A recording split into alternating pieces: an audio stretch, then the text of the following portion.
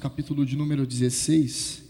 Hoje nós encerraremos a exposição da carta de Paulo aos Romanos. Estamos indo para a nossa penúltima exposição, agora pela manhã, e de noite, a última parte. E nós vamos ter uma dinâmica com as crianças agora, em nossos cultos. As crianças já receberam esta folha?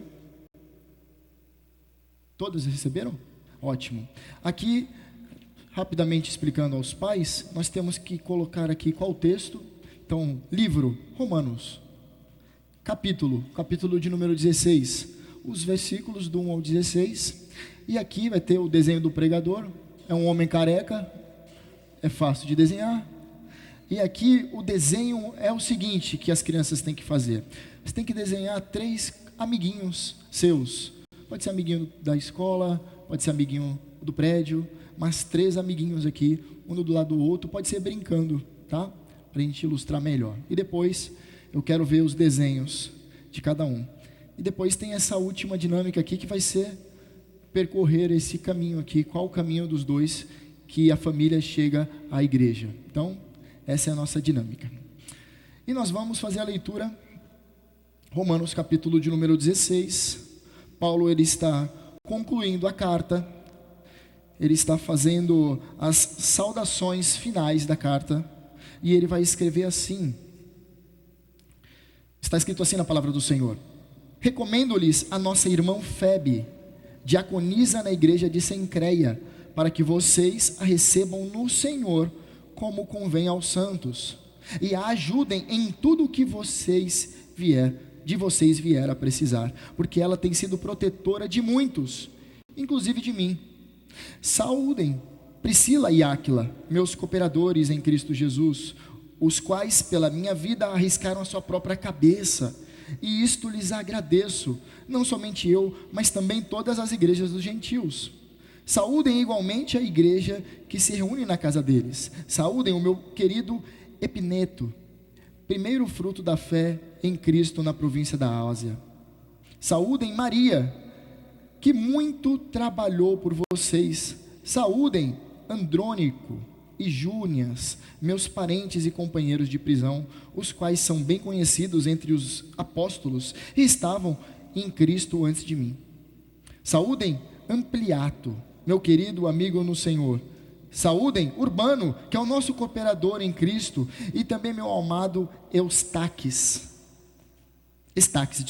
Saúdem Epeles, aprovado em Cristo. Saúdem os da casa de Aristóbulo. Saúdem meu parente Herodião. Saúdem os da casa de Narciso, que estão no Senhor. Saúdem Trifena e Trifosa, as quais trabalharam no Senhor. Saúdem a querida Pérside, que também muito trabalhou no Senhor. Saúdem Rufo, eleito no Senhor, e igualmente a mãe dele, que também tem sido mãe para mim.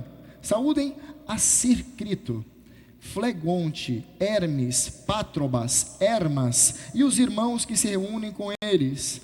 Saúdem Filólogo, Júlia, Nereu e a sua irmã Olimpas, e todos os santos que se reúnem com eles. Saúdem uns aos outros com um beijo santo.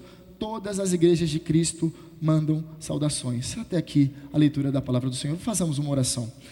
Santo Deus, nós queremos te dar graças pela tua palavra e queremos te agradecer, porque nós já podemos te adorar nesta manhã, podemos te entoar cânticos, podemos tomar da ceia do Senhor, alimentar a nossa fé, lembrar daquilo que o Senhor fez por nós. E agora, Senhor, nós vimos a tua palavra escrita e pedimos que o Senhor aplique a tua palavra ao nosso coração. Rogamos que o teu Espírito faça isso, Senhor. Queremos sair daqui saciados pela tua palavra. Essa é a nossa oração em nome de Cristo. Amém. Meus queridos irmãos, este finalzinho da carta aqui não é uma lista de prováveis nomes que você pode dar para os seus filhos, porque temos bastante sugestões. Tem cerca de 26 nomes aqui. Caso você queira algum, quem sabe um desses pode se tornar um nome do seu próximo filho. Mas é interessante, eu tenho o tema da mensagem: como a amizade cristã é vivenciada. Vou fazer uma pergunta para você: você tem bons amigos nesta igreja? amigos preciosos, amigos, como diz o provérbio, mais chegados que irmãos. Se você tem, você pode testemunhar como é gostoso ter amigos e irmãos. Isso é maravilhoso. Uma pesquisa em Oxford disse o seguinte, que o ápice da quantidade de amigos que nós teremos durante toda a nossa vida é aos 25 anos. Quando você chegar aos 25 anos de idade, é que você terá o maior número de amigos possível em toda a sua vida. E depois a tendência é decaindo o número. É o que revela a pesquisa de 2016. Todavia, aqueles que estão em Cristo, eles não podem estar nessa estatística, por causa que a amizade do crente, a tendência é continuar crescendo, né? Porque nós congregamos aqui, conhecemos um grupo de crentes de outra região, e assim nós vamos aumentando a nossa quantidade de amigos e amizades. Então, essa pesquisa em Oxford, ela não se encaixa para os crentes. Paulo aqui, ele está com cerca de 60 anos, e aqui ele tem bastante amigos. Ele está demonstrando na prática que o crente é alguém que se relaciona, o crente é alguém que tem amigos. E nós vemos durante essa leitura que eram muitos amigos, ele tinha muitas pessoas queridas, e ele faz questão de colocar e mencionar tanto o nome, mas também uma qualidade, um adjetivo da pessoa que ele menciona. Então ele vai encher essa conclusão da carta fazendo saudações. E como é bonito ver o coração de Paulo. Paulo demonstra um coração de que tem amigos queridos, e ele faz questão de lembrar de cada um. Você consegue lembrar de amigos queridos desta igreja que compõem o seu círculo mais íntimo de amizades? Paulo, ele está demonstrando que isso é bom, e assim também o imitemos. Mas vamos ao nosso texto. Paulo, ele vai fazer então uma série de colocações, mas no verso 1 e o verso 2, nós geralmente quando lemos, talvez a sua Bíblia deve estar fazendo uma divisão. Do verso 1 ao verso 2, nós vemos uma recomendação e por fim as saudações que ele realiza. No verso 1 e no verso de número 2, nós vemos uma recomendação de Paulo a uma irmã chamada Febe, diaconisa da igreja em Cencreia. É isso que está escrito. Vamos ver o que o texto está querendo explicar para a gente. Paulo diz assim: recomendo-lhes a nossa irmã Febe, diaconisa da igreja de Cencreia. Cencreia era uma região, era na verdade o porto de Corinto, era a região portuária, e ele vai fazer menção a essa irmã aqui, e ele chama a ela de diaconisa. E certamente não é diaconisa no sentido de oficial, ela não era um oficial como nós temos em nossos dias, ela era uma serva do Senhor na igreja, porque a palavra diaconisa vem da palavra grega diakonos, ou diáconos, melhor dizendo, e aqui significa trabalhador, servo, alguém que está disposto a trabalhar. Então ele não está falando de uma posição na igreja, mas da função que ela exercia na igreja. É mostrado que ela trabalhava nessa igreja, mas é interessante que possivelmente ela, quem está levando esta carta, ela é a portadora da carta que vai levar aos romanos, e por isso Paulo coloca no final. E ele diz assim: bom, essa irmã está levando a carta a vocês. Recomendo-lhes a nossa irmã Febe, diaconisa da igreja de Cencreia, para que vocês a recebam no Senhor como convém aos santos. Então, ela está chegando de viagem daqui a pouco. Eu quero que vocês a recebam e a cuidem dela, dê para ela o que for necessário. Sejam hospitaleiros quando ela assim chegar. E diz assim também: e a ajudem em tudo que de vocês ela vier a precisar, porque ela tem sido protetora de muitos, inclusive de mim. E aqui Paulo vai fazer algumas informações preciosas para nós entendermos quem é essa mulher aqui.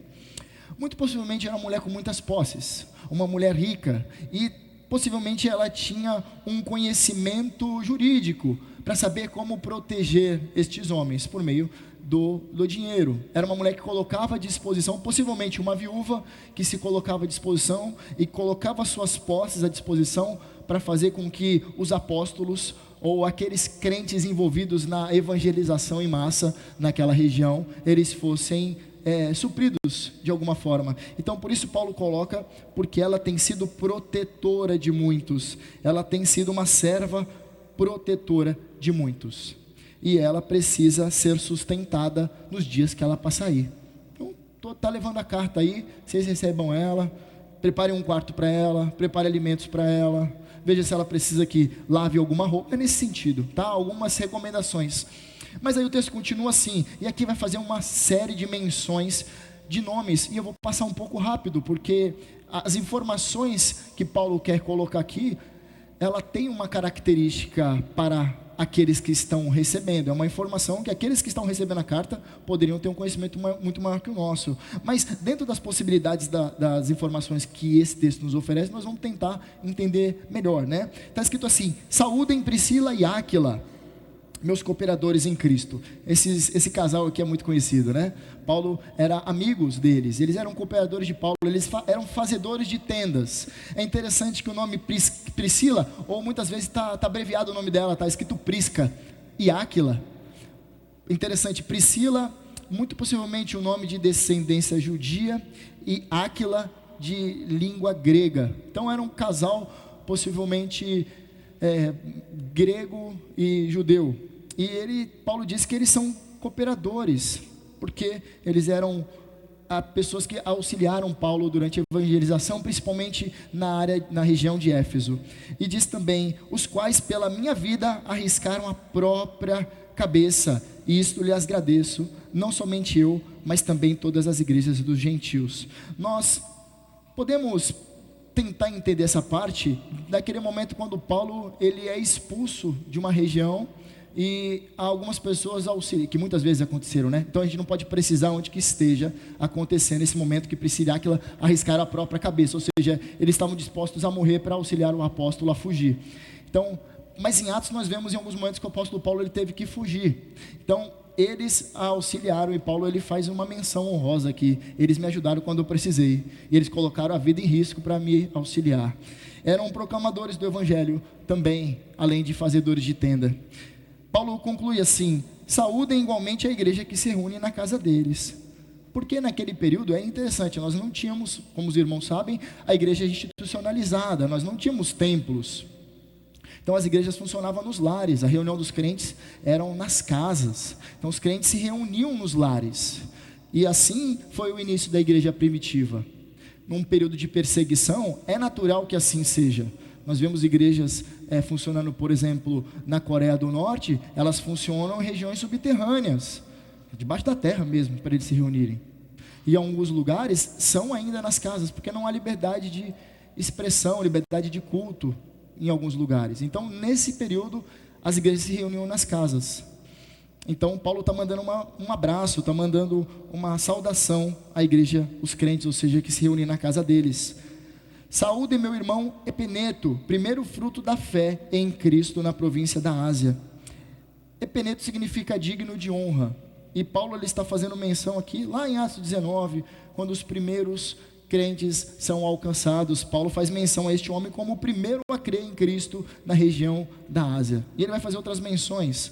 Saúdem Maria, que muito trabalhou por vocês. É interessante que Paulo ele sempre faz menções a homens, a mulheres, a gregos, judeus, livres e escravos, para mostrar que a igreja é composta por todos. Ele então está saudando esta mulher chamada Maria, que muito trabalhou por vocês. Nós não sabemos como ela trabalhou, mas Paulo faz menção, ela é alguém que trabalhou na obra do Senhor, e trabalhou por vocês, ela ajudou muito a vocês. Muitos foram auxiliados por essa mulher, e Paulo faz questão de deixar isso evidente. Vou fazer uma pergunta para você: você poderia ser lembrado como alguém que trabalhou pelo Senhor? E a pessoa fala: puxa, aquela pessoa ali trabalhou muito pelo Senhor. Eu consigo ver como ela se desdobra para servir a Deus e para beneficiar outras pessoas. Você pode ser encaixado nessa categoria de alguém que serve?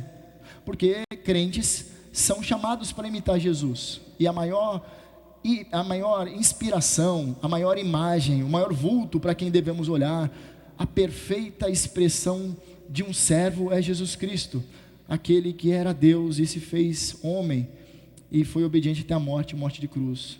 O Todo-Poderoso se fez servo. Assim nós devemos imitar também a Jesus. Mas ele está fazendo menção a pessoas que imitam a Cristo aqui. Então, uma mulher que trabalhou. Saúde aqui Andrônico, um nome difícil, mas ele faz a menção também a Júnias, meus parentes e companheiros de prisão. Possivelmente eram judeus, por isso que ele fala meus parentes, talvez compatriotas, meus compatriotas, mas também prisioneiros junto comigo. Dividiram cela com Paulo, quando Paulo estava sendo preso, por conta da perseguição aos seguidores de Cristo. E ele faz mais uma menção aqui, para a gente entender quem são estes dois, os quais são bem conhecidos entre os apóstolos, estavam em Cristo antes de mim. Então Paulo está fazendo menção aqui, muito possivelmente, Paulo tem 60 anos, a pessoas que já eram crentes antes dele se converter. Então possivelmente Paulo está falando menção a pessoas bem velhas de idade, bem idosas, e ele não faz questão de ele não deixa de mencionar estas pessoas. Ele diz também: saúdem Ampliato, meu querido amigo no Senhor. E esse nome Ampliato aqui, meus irmãos, é possivelmente um nome de escravo. Paulo está fazendo menção a um amigo dele, que é servo, mas que é escravo, no sentido de escravidão mesmo, como ocorria antigamente. Ele diz também: saúdem Urbano, que é o nosso cooperador em Cristo, e também meu amado Estaques. Primeiro, Urbano é nome de romano, Estaques é nome de grego. Perceba que Paulo está fazendo menção para mostrar que todos os povos virão e adorarão diante de ti, como nós acabamos de cantar. A igreja é composta por pessoas multietnícas, várias etnias, várias culturas, várias classes sociais. É assim que a igreja é composta, e Paulo faz questão de mostrar isso. Saúdem Epeles, aprovado em Cristo. E a ideia aqui de ser aprovado é que em meio às circunstâncias difíceis, este homem, ele perseverou na fé. Então está escrito que ele foi aprovado em Cristo. No momento quando a coisa apertou para ele, ele permaneceu firme no Senhor. Quando as situações de perseguição, possivelmente, é isso que queira dizer o texto, ele foi espremido, ele permaneceu firme. Ele então é aprovado. Aquele que diante da situação difícil, ele permanece firme em Cristo, tem o seu caráter aprovado. E ele continua: saúdem os da casa de Aristóbulo. E aqui, meus irmãos, nós não sabemos de fato quem é esse homem, mas muito possivelmente tem algumas possibilidades aqui. Primeiramente, esse homem pode ser que ele seja alguém que seja ímpio, mas os seus escravos sejam crentes. Então, é uma possibilidade. Então ele não saúda direto esse homem aqui, mas os da casa dele. Ele não está saudando o homem. Ou muito possivelmente esse homem morreu já, e quem está vivo lá é a família. Então ele fala os da casa de Aristóbulo. Ele manda essa saudação. Verso de número 11: saúdem meu parente Herodião, nome de judeu. Saúdem os da casa de Narciso, que estão no Senhor.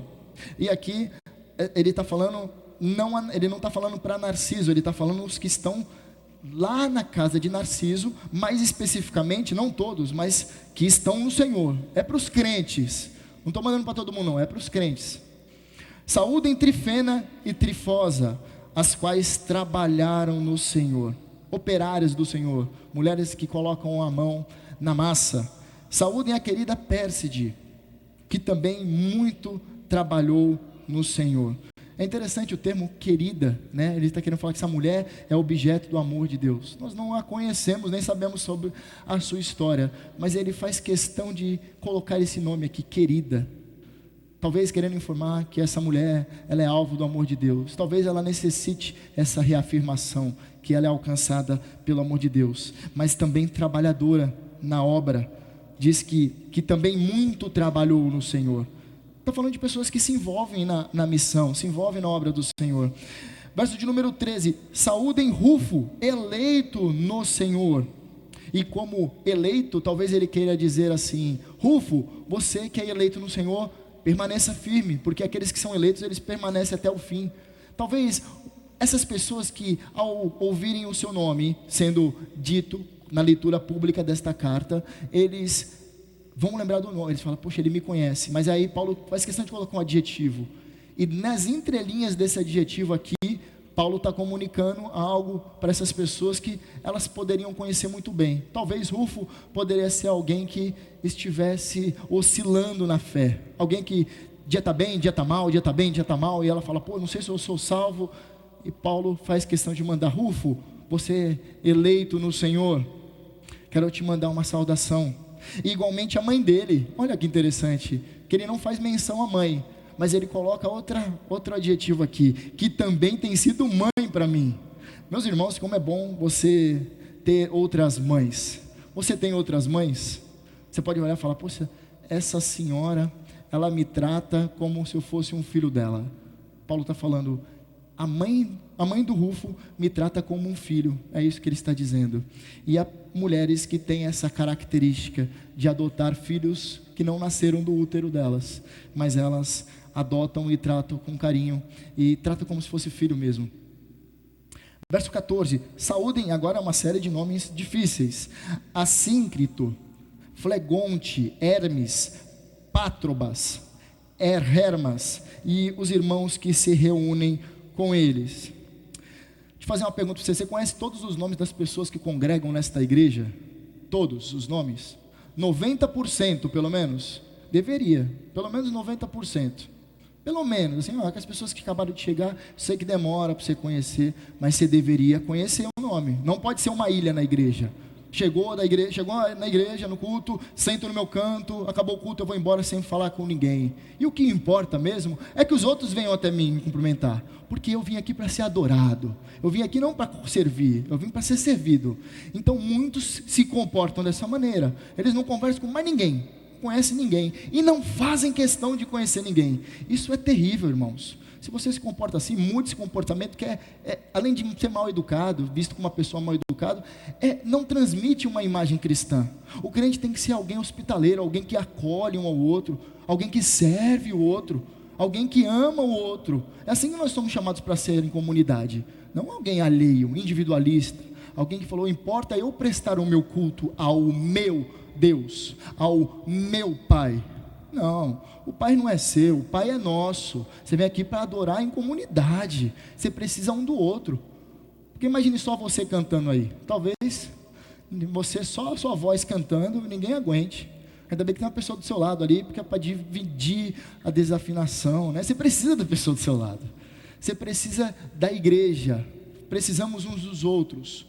Nós somos igreja, você não é igreja, mas nós juntos somos igreja, e nós devemos conhecer uns aos outros.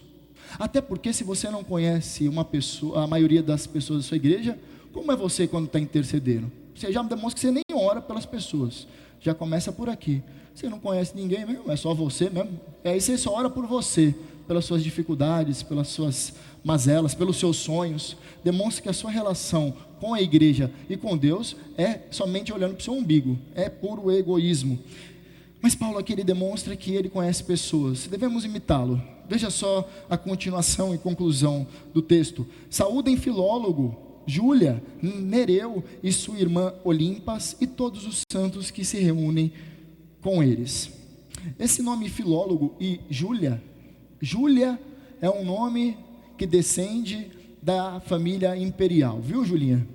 Então, esses dois nomes aqui estão mostrando que tanto a Júlia como o Filólogo, eles pertenciam possivelmente àquelas pessoas mais nobres, as pessoas mais abastadas. Então Paulo menciona tanto ricos quanto pobres. Ele não está se importando e se empreendendo, não, vou falar só com aqueles que têm o dízimo maior, sabe? Aqueles que contribuem mais. Não, na igreja do Senhor todo mundo é igual, não tem ninguém melhor do que o outro. Paulo faz questão de demonstrar isso ao fazer menções honrosas e elogiar cada um, dizendo o que cada um fez. E todos os santos que se reúnem com eles. Agora a gente pode ficar pensando, se são nomes de pessoas que possivelmente pertenciam à família imperial, será que já existia crentes infiltrados dentro da família imperial? Olha só, hein? Imagine só, os crentes chegaram, eles arrebentaram com as portas, as fortalezas do Império Romano. Já tinha gente adorando dentro das instalações do Império. Isso é de se pensar. E o verso 16 conclui: saúdem uns aos outros com um beijo santo. Todas as igrejas de Cristo mandam saudações. O beijo aqui é um beijo santo e é algo costume, é algo que é cultural. O beijo santo é um beijo que há por detrás uma motivação santa, porque nós sabemos alguém que beijou Jesus e a motivação dele não era santa, e ele traiu a Cristo com um beijo. Mas o beijo aqui tem essa ideia de ser um beijo santo, uma demonstração de afeto, uma demonstração de carinho por alguém. Todas as igrejas de Cristo mandam saudações. Então todas as igrejas de Cristo que Paulo havia plantado ou tinha alguma relação, manda também um abraço para a igreja. E está encorajando umas às outras nas suas necessidades, tanto físicas quanto espirituais. Bom, meus irmãos, agora nós vamos para 4 aplicações. Qual é o tema da nossa mensagem? Como a amizade cristã é vivenciada. É capaz de, quando você faz a leitura do texto, sozinho na sua casa, você fala, bom, só são saudações, não sei nem porque está aqui escrito, deveria ter cortado, porque não quero saber, eu nem conheço quem são essas pessoas, porque eu deveria conhecê-las. E por que você está expondo esse texto? Porque nós lemos na segunda carta de Paulo a Timóteo que toda a escritura é inspirada por Deus. Até essas partes que muitas vezes nós olhamos e pensamos, qual o propósito de estar aqui? Então nós temos que cavar esses textos e ver que lá no fundo tem pepitas preciosas. Ao primeiro olhar você fala, é uma lista de nomes, mas quando nós nos aprofundamos e tentamos extrair alguma lição, à luz da carta, à luz do contexto, nós podemos extrair lições muito preciosas. E aqui a lição principal é sobre a amizade cristã, como ela é vivenciada, porque a amizade cristã vai além das 4 paredes desse recinto, deste salão.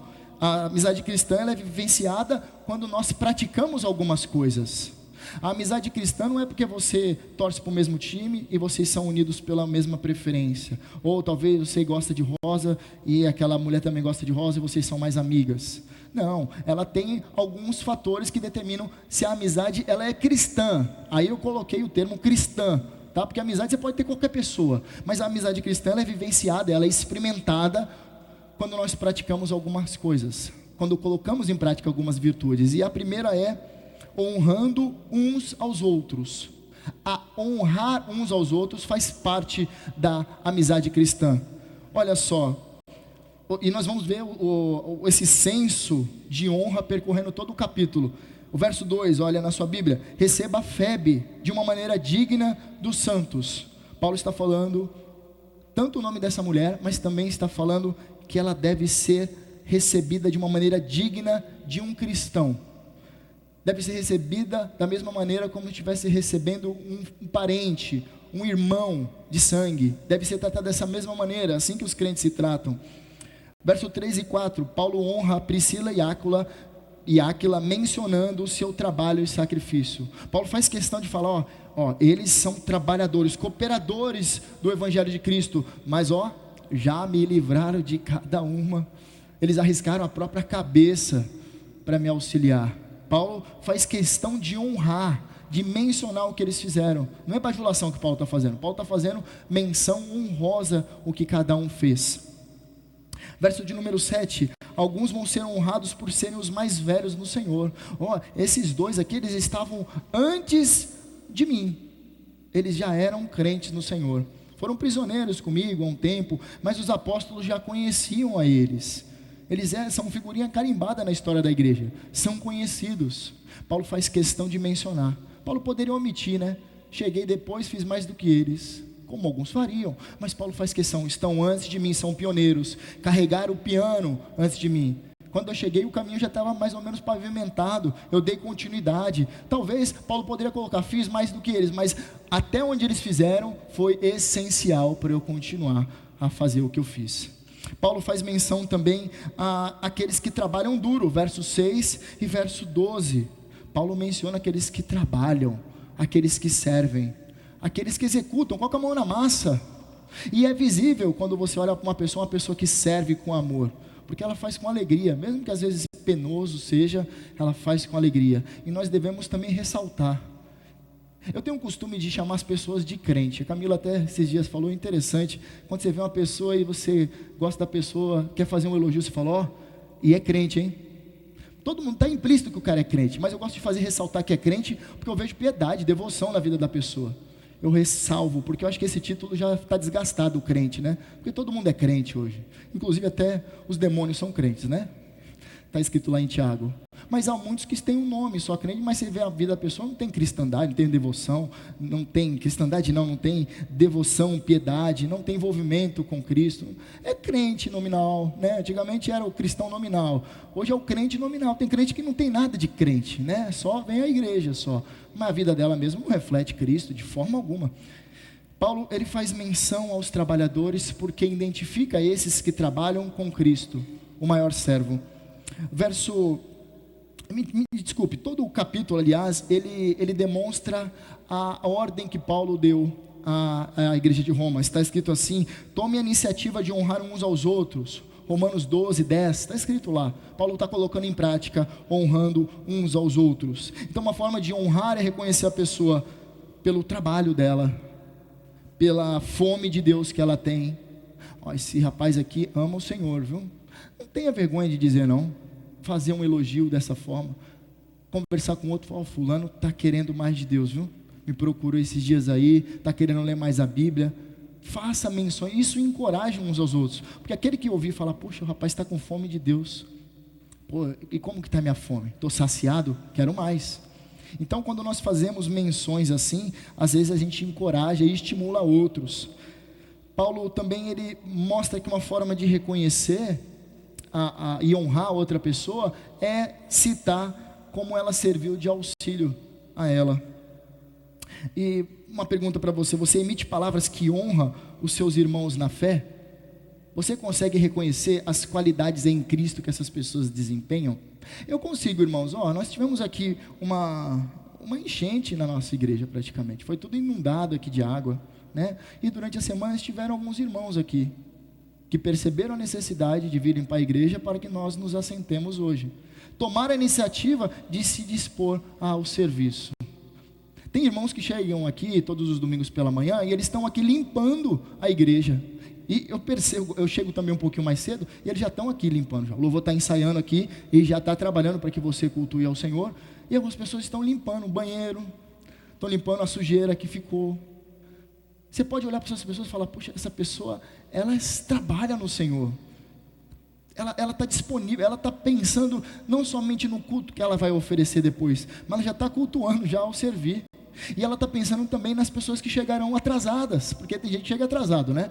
Então ela está pensando: fulano, quando começar o primeiro louvor, ele vai chegar, vai estar tudo pronto, ar-condicionado climatizado, cadeira limpinha. Estou pensando nele também, que ele não chegou mais cedo por causa que ele fica esperando até o último minuto para sair de casa, né? Mas eu pensei nele antes, então eu preparei para ele chegar e adorar o Senhor com toda a alegria.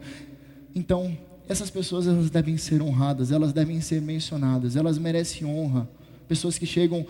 Tem um irmão no culto da noite que ele é o último a sair da igreja. Ele faz o café, ele chega cedo, prepara o café, e depois ele fica lavando todas as garrafas, e depois ele limpa a pia. E eu estou aqui esperando para ele sair, porque eu preciso fechar a igreja. E ele vai limpar, e ele vai lá ver o banheiro para ver se tem lixo lá no banheiro. Aí ele recolhe todo o lixo do banheiro. Aí ele junta tudo, aí ele vai lá jogar no lixo. Quando você já está na sua casa assistindo o Fantástico, já de velho já, e ele está aqui limpando ainda. Aí depois ele pega o carro dele e vai trabalhar ainda. Ele demonstra que ele é alguém que trabalha para o Senhor. Se isso não te constrange, meu irmão, nada mais te constrange. Se isso não te mexe com você, que simplesmente pensa que prestar o culto é vir aqui, sentar e ouvir uma palavra e ir embora para casa, e nunca se envolver com nada na igreja, nada mais vai te constranger.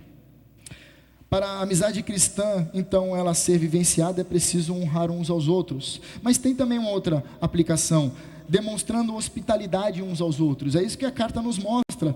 Paulo, ele exorta a igreja a acolher Febe. Quando ela chegar aí, receba ela e trate ela bem. Dê tudo o que for necessário para ela.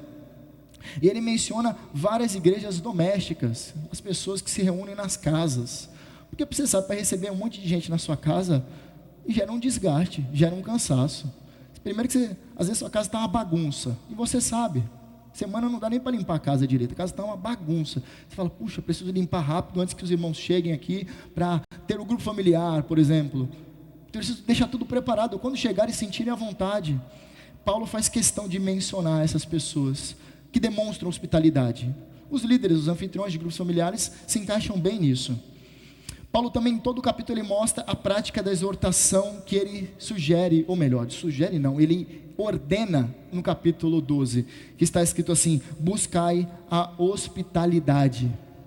A amizade cristã não é vivenciada, ela é vivenciada ao receber irmãos, acolher irmãos, estreitar laços com esses irmãos, estar próximo a esses irmãos. Isso é amizade cristã.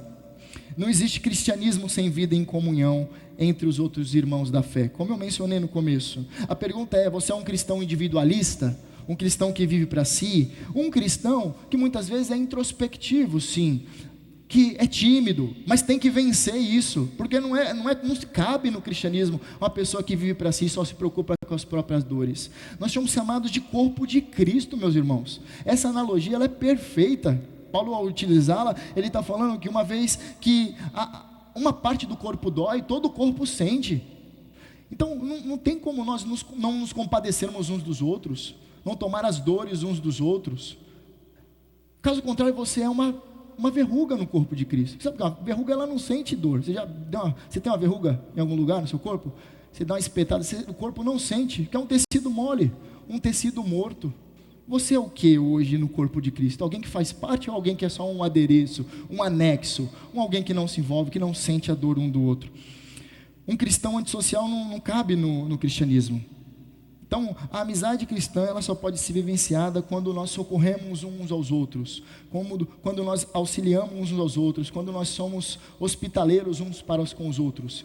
Se você percebe que alguém tem sofrido com algo, tem necessitado de algum auxílio, você é aquele que é resposta de oração para essa pessoa. Não fique esperando o outro tomar a iniciativa, é para você mesmo que deve auxiliar essa pessoa, demonstrando então como que a amizade cristã é vivenciada.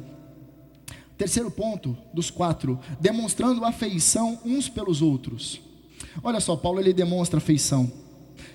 Ele mostra que a igreja ela deve ser cumprimentada com um ósculo santo, com um beijo santo.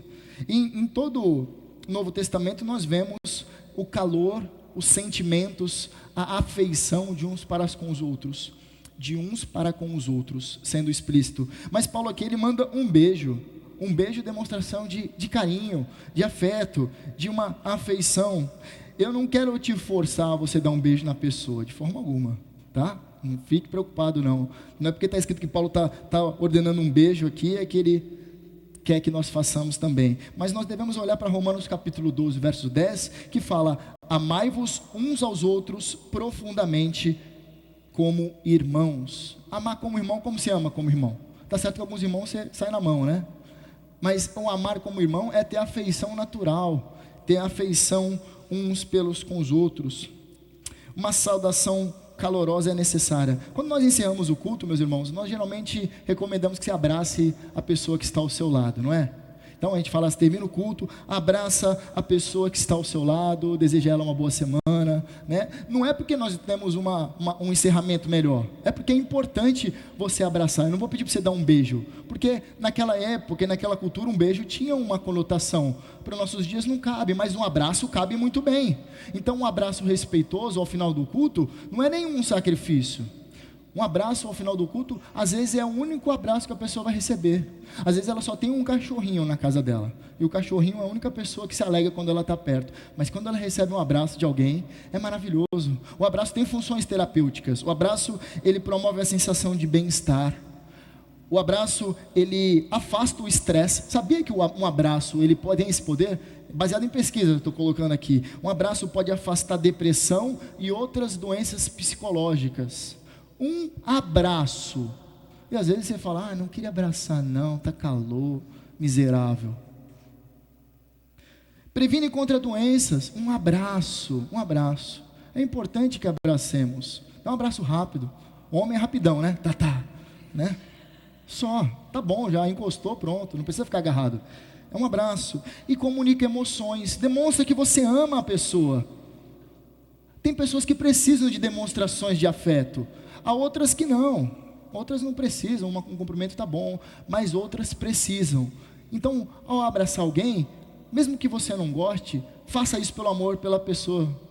Faça pelo amor que a pessoa necessita. Ela precisa se sentir amada. E se a forma de você demonstrar que a ama é o abraço, abrace-a. abrace-a. E por fim, a amizade cristã ela é vivenciada no serviço. E aqui esta lista ela conclui, ela não é uma lista social como somente as menções a ricos, a pobres, a servos, escravos no caso, livres, homens, mulheres, judeu, grego, romano. Não é somente isso, mas também uma demonstração de irmãos que servem ao Senhor, porque a amizade cristã é isso. A amizade cristã está junta na trincheira do Evangelho. A comunidade é desenvolvida fortemente na trincheira do serviço. Então, você quer vivenciar a verdadeira amizade cristã, se envolva com pessoas que amam a Cristo e amam a noiva de Cristo. E aqui você vai conseguir experimentar a amizade verdadeiramente cristã. Além de você ser estimulado, você encoraja a pessoa.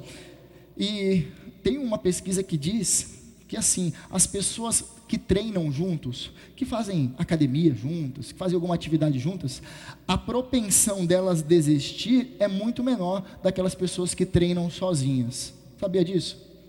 Então você acorda cedo para ir à academia sozinho, 5 horas da manhã, sozinho é uma coisa, mas quando tem um amigo falando, 5 horas da manhã passou aí, tá bom, aí vocês têm a probabilidade de desistir é muito menor.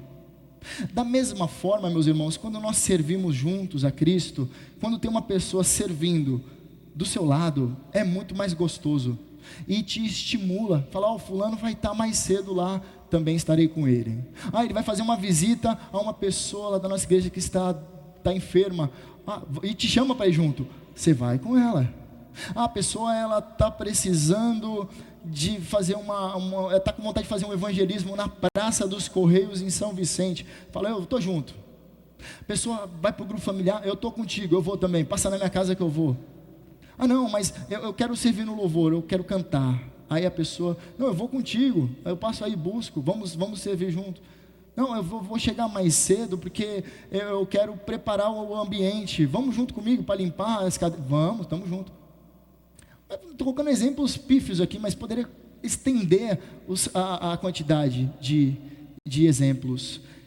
A amizade cristã não é quando você, como eu falei, você gosta do Palmeiras, você também, nós temos algo em comum. Isso não é cristão, isso é amizade palmeirense, né? Agora, quando você serve ao Senhor, essa pessoa serve e vocês têm em comum, a comunhão, a palavra comum é de comum, né? De comunhão. Nós temos isso em comum, é Cristo que nos move, aí é uma amizade cristã. Você tem uma amizade cristã nessa igreja? Então eu gostaria de que você orasse pelo seu amigo, essa pessoa que tem fortalecido você na caminhada, tem te encorajado, tem te desafiado, e que você seja um bom amigo também. Encerrando então as nossas aplicações, como então a amizade cristã é vivenciada? Em primeiro lugar, honrando uns aos outros. Em segundo lugar, demonstrando hospitalidade uns aos outros. Em terceiro lugar, demonstrando afeição uns pelos outros. E por fim, servindo juntos. É assim que nós vivenciamos a amizade cristã. Caso contrário, não tem nada de cristã na amizade. É somente algumas coisas em comum, que não é Cristo que tem nos unido. Mas que o Senhor nos dê graça e nós tenhamos aqui um lugar de apoio, um lugar de acolhimento, para que amemos uns aos outros, sejamos amigos uns dos outros. Amém? Vamos orar? Santo Deus, nós queremos te dar graças, porque aqui nós temos amigos, nós somos chamados de amigos do Senhor. Nós queremos ser amigos uns dos outros, queremos ter um amor fraternal um pelos outros. Rogamos que o Senhor dispense sobre nós essa afeição, esse desejo, esse amor, para que transbordemos sobre os outros. Somente por meio da tua graça assim faremos, Senhor. Pedimos isso, Senhor, faça com que sejamos uma igreja acolhedora, uma igreja que tem envolvimento um com o outro por conta de Cristo, porque é Ele que nos une, Ele é o elo perfeito que nos une. E é em nome de Cristo que oramos. Amém. Amém.